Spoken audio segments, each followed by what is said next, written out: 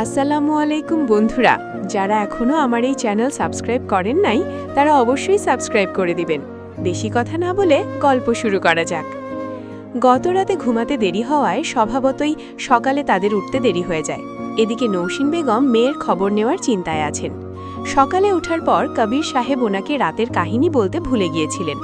বউকে এত চিন্তিত দেখে কবির সাহেব বলেন, টেনশন করো না, তোমার মেয়ের জামাই আছে তো, তাছাড়া রাতে ওদের ঘুমাতে দেরি হয়ে গিয়েছিল বলে হয়তো উঠতে লেট করছে। নৌশিন বেগম একটু সন্দেহের দৃষ্টিতে তাকিয়ে বলে, আপনি জানলেন কিভাবে? মেয়ের রুমে কি নজরদারি করছিলেন নাকি? ধ্যাত, কি সব ফালতু কথা বলছো? আগে কাহিনী তো বলতে দাও। তোমার মেয়ের তো আবার রাত বিরাতে খিদে পেয়ে যায়। মাঝরাতে সারোয়ারকে পাঠিয়েছিল খাবার খাবে বলে। আমার ঘুম না আসায় আমি জেগেছিলাম। তখন উঠে দেখি তোমার মেয়ের জামাই মেয়ের জন্য খাবার খুঁজতেছে। পরে আর কি, আমি খাবার গরম করে দিয়েছি, মেয়েকে সারোয়ার খাইয়ে দিয়ে পরে ঘুমিয়েছে। নৌশিন বেগম মাথায় হাত দিয়ে বলে, কি বলছেন আপনি? আপনার মেয়ে এসব করেছে? হায় আল্লাহ, না জানি জামাই কি ভাবছে। কিছুই ভাবছে না। তুমি যদি পিয়াসের কথাগুলো শুনতে তাহলে নিজেই ইমপ্রেস হয়ে যেতে। যোগ্য মেয়ের জামাই পেয়েছ নুসু, তোমার মেয়ের জন্য একদম পারফেক্ট মানুষ পিয়াস। নৌশিন বেগম রান্নাঘরে গিয়ে দেখেন সেখানে এঁঠো প্লেট নেই, তার মানে পিয়াস ধুয়ে রেখে গিয়েছে। বিয়ের প্রথমবার মেয়ের জামাই বাসায় এসেছে, সেখানে মেয়ে তার জামাইয়ের সেবা না করে উল্টো জামাইকে দিয়ে সেবা নিয়ে নিচ্ছে। মেয়েটা মান সম্মান খুইয়ে ছাড়বে। রাতে ইরিন তাড়াতাড়ি শুয়ে পড়ে, তাই সে তার ভাইয়ের আসার খবর জানে না। তাছাড়া তার এতটাই গভীর ঘুম যে এক ঘুমে সারা রাত পার করে দিতে পারে।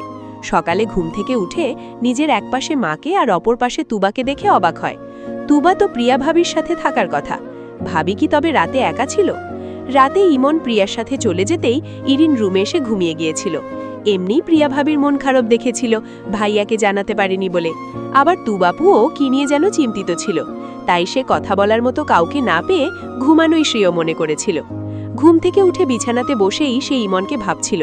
রাতে ইমনকে নিয়ে একটা খারাপ স্বপ্ন দেখেছে। ইমন তো এখনো বাসায় আসলো না, তবে ভাইয়ের কিনে দেওয়া ফোনটা ইমনের কাছেই দিয়ে দিয়েছে।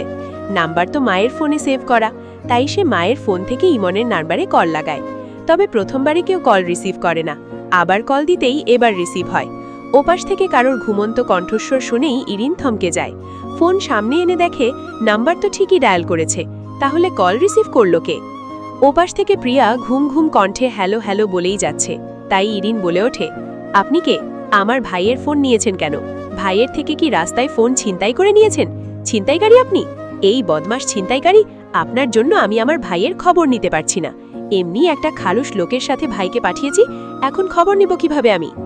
ইরিনের কর্কশ কণ্ঠ শুনে এতক্ষণে প্রিয়ার ঘুম ভ্যানিশ হয়ে গেছে।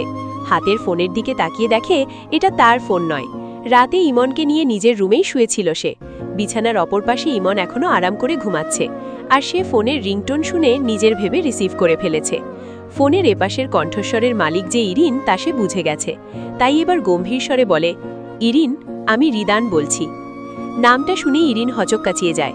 শেষমেশ মামার বাড়ির খবর সে মামাকেই বলে ফেলল, তাই সে ভয় পেয়ে অনমনে বলে ফেলে, sorry sorry, wrong number dial করে ফেলেছি, রাখছি। হ্যাঁ, সঠিক নাম্বারই ডায়াল করেছ।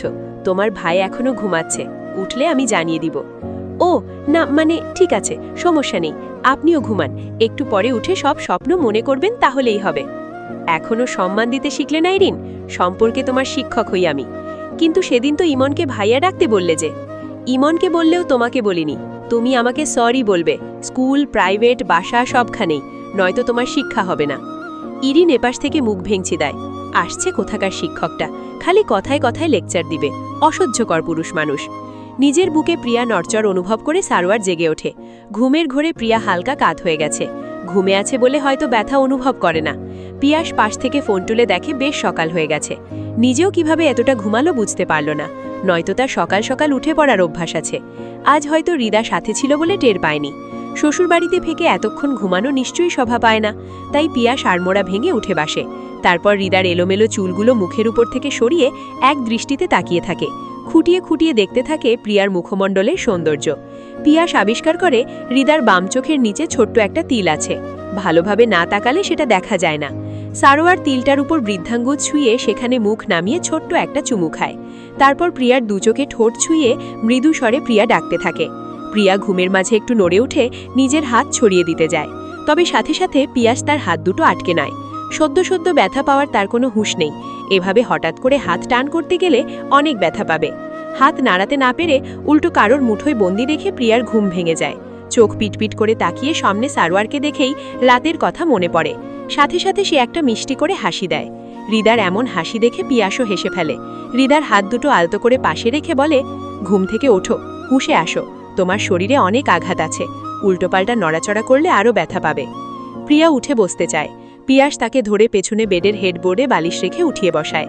হৃদা ঠোঁট ফুলিয়ে বলে, একদিনেই আমি অতিষ্ঠ হয়ে গেছি, তাহলে সুস্থ হওয়া পর্যন্ত আমি কিভাবে অপেক্ষা করব? কিছুই করার নেই ম্যাডাম, নিজের প্রতি অমনোযোগী থেকে যে বিপদ ডেকে এনেছেন, এখন সেটা তো নিজেকেই মোকাবিলা করতে হবে। কিছু একটা মনে পড়তেই হৃদা খুশি হয়ে বলে, আপনার ছুটি কনফার্ম হয়ে গেছে নাকি? তাই তো এখনো আমার কাছেই আছেন আপনি। ওহো, এখনো খবর পাইনি কোনো, তাছাড়া আশা আছে কনফার্ম হওয়ার, নয়তো সকাল সকালই খোঁজ পড়ে যেত। নিশ্চিত তথ্য না পাওয়ায় হৃদার মন খারাপ হয়ে যায়। পিয়াস তাকে ধরে নিয়ে ফ্রেশ করিয়ে আনে, তারপর বেডে বসিয়ে বলে, ফেসিয়াল টেসিয়াল করো নাকি কিছু? ড্রেসিং টেবিলের ওপর কত প্রোডাক্ট দেখছি, সকালে কি কি ইউজ করো? হৃদা দুদিকে মাথা নাড়িয়ে বলে, আমি বেশি কিছু ইউজ করি না, এখানে প্রায় সবই দুবার। আমি শুধু ডেইলি ময়েশ্চারাইজার ইউজ করি, আর কিছুই না। কোনটা? এইটা? হৃদা দেখিয়ে দিতেই সারোয়ার নিজে এনে কিছুটা হাতে নিয়ে হৃদার মুখে লাগিয়ে দেয়। তারপর তার থুতনি ধরে এদিক ওদিক ঘুরিয়ে দেখে বলে, বাহ, বেশ চকচক করছে তো। কি যেন বলে? হ্যাঁ, গ্লো দিচ্ছে অনেক। পিয়াস কথার ধরন দেখে প্রিয়া শব্দ করে হাসে। পিয়াস মুচকি হেসে রুমের দরজা খুলে দেয়। তারপর আবার ফেরত এসে নিজে ফ্রেশ হওয়ার জন্য ওয়াশরুমে চলে যায়। তুবা ঘুম থেকে উঠে এতক্ষণে দরজা খোলা পেয়ে উকি দিয়ে রুমে আসে। তার পেছন পেছন ইরিনও চলে আসে। এসে প্রিয়াকে একেবারে ফ্রেশ হয়ে বসে থাকতে দেখে তুবা অবাক হয়ে বলে, দুলাভাই করলো সব? তোকে এত সেবা করলো? তো কে করবে উনি ছাড়া?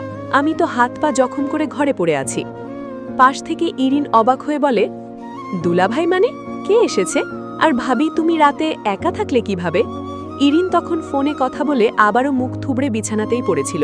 তুবাকে দেখে মাত্রই তুবার পেছু পেছু এই রুমে আসলো। তাই সে এখনো ভাইয়ের খবর পায়নি। তাই তুবা বলে, রাতে তুমি ঘুমিয়ে যাওয়ার পর তোমার বড় ভাইয়া এসেছেন। তুমি ঘুমিয়ে গিয়েছিলে বলে আর ডাকিনি আমরা। কি? ভাইয়া এসেছে? কোথায় এখন? প্রিয়া বলে, ওয়াশরুমে গেছেন এখন। বলতে বলতেই শাহরবার ওয়াশরুম থেকে বের হয়। তাকে দেখেই ইরিন বলে ওঠে, ভাইয়া তুমি খুব খারাপ, এসে থেকে একটাবারও আমার খবর নাওনি। আমি জানিই না তুমি আসছো, আমাকে একটাও ভালোবাসো না তুমি। পিয়াস মৃদু হেসে অভিমানী বোনের কাছে আসে। তাকে হালকা করে জড়িয়ে ধরে মাথায় চুমু খেয়ে বলে, কে বলেছে ভালোবাসি না? আমার একমাত্র ছোট বোন বলে কথা। রাতে ঘুমোচ্ছিলি বলেই তো ডাকিনি, ডাকিয়ে তো তোরই ঘুমের সমস্যা হতো। দেখলি কত ভাবি তোকে নিয়ে। সান্ত্বনা দিচ্ছ এখন না? আমি জানি তো সব। তবে তোর তো শাস্তি পাওনা আছে। ভাবি যে ব্যথা পেয়েছে জানিয়েছিস আমায়? আমি কিভাবে জানাবো?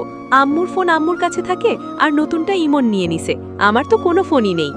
পিয়াস বোনের অজুহাত দেখে হাসে, মাথায় হাত বুলিয়ে দিয়ে বলে, পড়াশোনা কেমন চলছে? ইরিন পিয়াসের কাছ থেকে এক ধাপ পিছিয়ে গিয়ে বলে, এই জন্যই রাগ করি আমি। কেথায় বলবে কি খাবি, কোথায় যাবি, মন কেমন, ভালো আছে কিনা, এসব না বলে খালি পড়া আর পড়া। ভালো না, পড়াশোনা ভালো চলছে না, ভালো চলবেও না। ভাইকে মুখ ভেঙচি দিয়ে ইরিন ধপধপ করে রুম থেকে বেরিয়ে যায়। তার কাণ্ড দেখে রুমে থাকা সবাই হেসে ওঠে। পিয়াস তুবাকে বলে, তুবা আপু, একটু গিয়ে তোমার আম্মুকে বলো তো প্রিয়ার খাবারটা গুছিয়ে দিতে। সকালে ওষুধ আছে তো বোধহয়, সময় মতো খেতে হবে। তুবাকে আপু বলে সম্বোধন করায় তুবা লজ্জা পেয়ে যায়। তাই সে মিনমিন করে বলে, আমাকে নাম ধরে ডাকতে পারেন দুলাভাই, ইরিনের মতোই তো আপনার ছোট বোন আমি। তো কি হয়েছে, আপু ডাকলে তো সমস্যা নেই। তুবা লজ্জা পেয়ে মাথা নাড়ায়, তারপর বোনের দিকে তাকিয়ে চলে যায়। সে চলে যেতেই প্রিয়া হেসে বলে, আপনার আপু বলায় তুবা লজ্জা পেয়েছে, মনে হয় না আর প্রয়োজন ছাড়া আপনার সামনে আসবে। সেটা ভালো নয় কি? আমারও একটু লজ্জায় লাগে বাকিদের সামনে, একটু দূরত্ব থাকাই ভালো। প্রিয়া বুঝদারের মতো মাথা নাড়ায়। তখনই পিয়াসের ফোন আসতেই পিয়াস কলারকে দেখে সিরিয়াস হয়ে যায়। ফোন হাতে প্রিয়া বারান্দায় গিয়ে কল রিসিভ করে। ওপাশ থেকে তার স্যার বলেন, মেজর পিয়াস?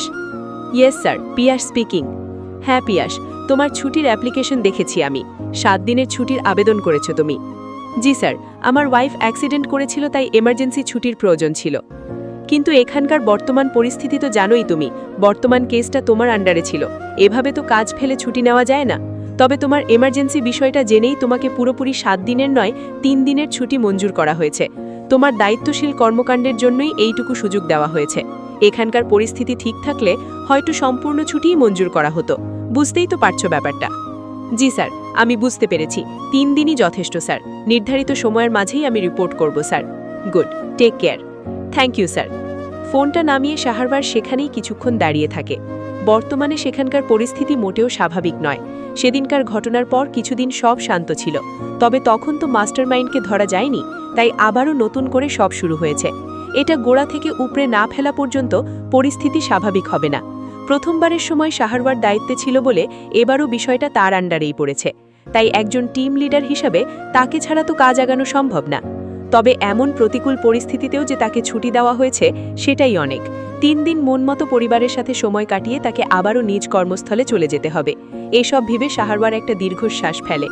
অপরদিকে পিয়াস এভাবে ফোন হাতে বারান্দায় চলে যেতে দেখে হৃদা টেনশনে পড়ে যায়। নিশ্চয়ই কাজের জায়গা থেকে ফোন এসেছে। কি বলেছে? ছুটি মঞ্জুর হয়েছে তো, নাকি শাহরবার ডাকছেন তো? শাহরবারকে এতক্ষণ কথা বলাতে শোনায় তাকে ডাকিনি হৃদা। তবে এবার ওপাশ শান্ত হওয়ায় হৃদা শাহরবারকে ডাক দেয়। ডাক শুনে শাহরবার মুখে হাসি ফুটিয়ে রুমে আসে। হৃদা বলে, আপনার স্যার ফোন দিয়েছিল না? কি বলল? ছুটি হয়েছে তো? থাকছেন তো আপনি? পিয়াস প্রিয়ার পাশে বসে বলে, আমাকে আটকে রাখার জন্য কি চেষ্টা তোমার? কিন্তু লাভ কি? সারা শরীরে জখম বানিয়ে বসে আছো, একটু ছোঁয়ার আগেই নিজেকে ভয় থাকতে হয় কখন জানি কোথায় ব্যথা দিয়ে ফেলি। লাভ কি আমার তবে? এসব কথা রাখুন, ছুটির কথা বলুন।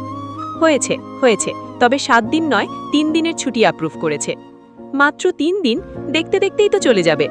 সেটা 3 দিনের জায়গায় 3 মাস দিলেও এমনই মনে হবে।